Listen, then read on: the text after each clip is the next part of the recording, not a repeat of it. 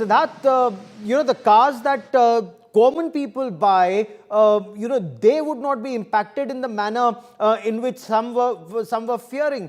They would continue to buy the cars at similar rates or maybe hopefully better pricing. But I want to understand, what about wines? There was an argument that a lot of foreign wines will come into India, and this is where it would be a disadvantage to breweries in our country.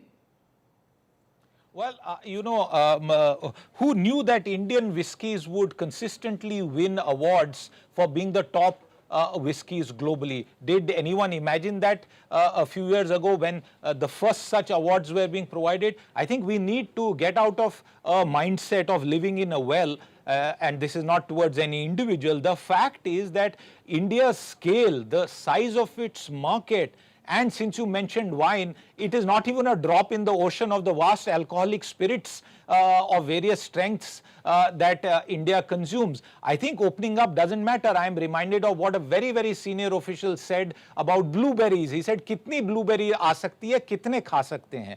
Yet you see protections being provided. Apples, for example, remain protected in most of the deals that we have done, including the New Zealand deal.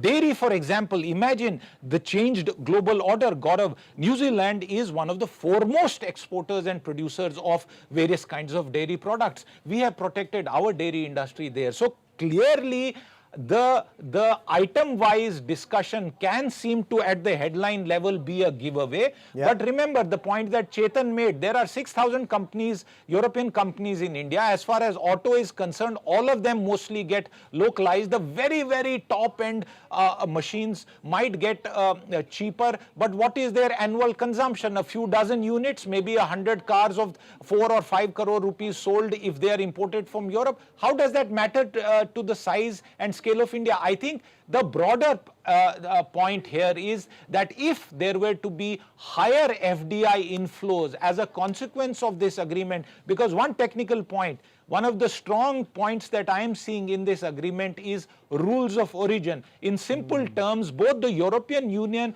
and India have committed to each other that we will not promote and allow Chinese dumping. I think that is the broader significant message here, and not just the United States, Gaurav. China is also taking note of this agreement very, very closely. They may be inscrutable, they may not speak up so much, but they are taking equal, if not more, note. No, very interesting. You should point that out, because that was my next question to Professor Brahma Chellaney. It's not just the United States that would be looking at this. China would be looking at this very closely, because since 2020, we've been hearing China +1. We've been saying that India could be that reliable alternative. China's reliability has always been an issue, and especially at crucial times. Is India prepared for it? Has India systematically prepared for it? Or do we see more words and less action, sir?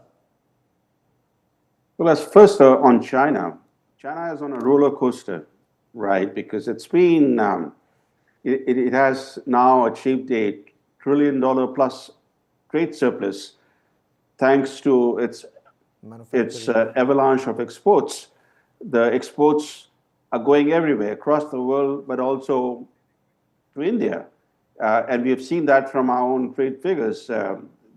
China's trade surplus with India has been on the increase. Yes. But it's interesting to underscore what the EU, why is the EU so keen to develop this kind of partnership with India? Because it's seeking a foothold in the world's fastest growing major economy.